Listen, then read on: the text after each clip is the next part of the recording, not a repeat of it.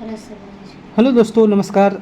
आज हम बताने जा रहे हैं भारत के सभी राज्यों के भाषा के बारे में, जो कि संविधान में 22 भाषा का उल्लेख किया गया है और सभी 22 भाषा के बारे में आज हम बताएंगे। हम चलते हैं सबसे पहले जम्मू कश्मीर में। जम्मू कश्मीर में दो भाषा, जिसमें सबसे पहले सिंधी होगा। जम्मू कश्मीर की दो भाषा, जिसमें सबसे पहले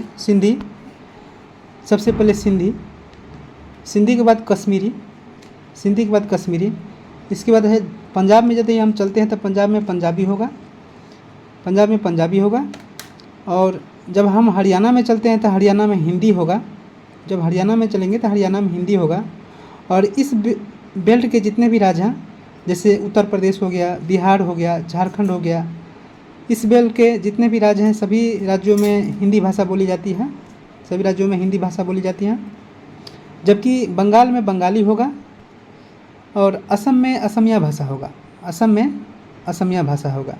जबकि जब हम उड़ीसा में चलते हैं तो उड़ीसा में उड़िया भाषा होगा। जब हम हैदराबाद और तेलंगाना में चलते हैं तो हैदराबाद और तेलंगाना में तेलुगु भाषा होगा। जब तमिलनाडु में चलते हैं तो तमिलनाडु में तमिल भाषा होगा। जब हम केरल में चलते हैं तो केरल का भाषा मलयालम होगा। जब हम कर्नाटक में चलते हैं तो कर्नाटक का भाषा कन्नड़ होगा।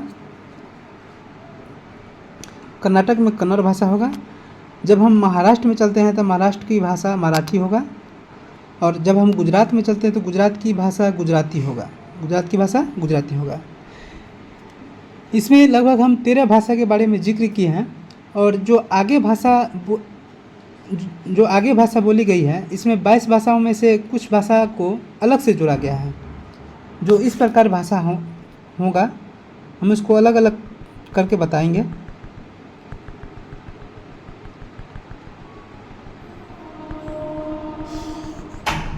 इस 13 भाषा में और भी भाषा है, जिसमें उर्दू हो गया, इसके बाद संस्कृत हुआ, इसके बाद नेपाली,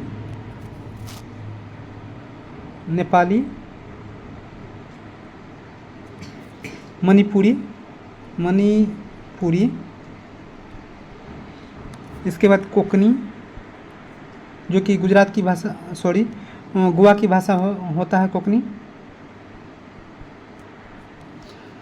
इसके बाद आगे चलेंगे तो आगे में मेरा भाषा होगा बोडो डोंगरी संथाली मैथिली।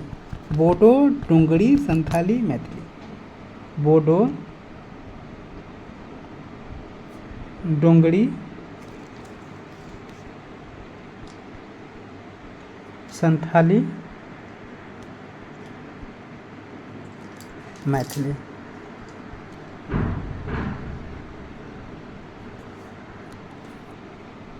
इस प्रकार हमारे संविधान में टोटल 22 भाषा को उल्लेख किया गया है। अब दोस्तों हम आगे की और क्लास को ले जाएंगे, जिसमें आगे जो हम बताएंगे, जो गुजरात से गुजरने वाली कर्क रेखा के बारे में बताएंगे, जो 8 राज्यों से गुजरती है। और नेक्स्ट क्लास को हम अगले टॉपिक में बताएंगे। जुड़ने के लिए दोस्त बहुत बहुत धन्यवाद। थैंक यू मेरे दोस्तों।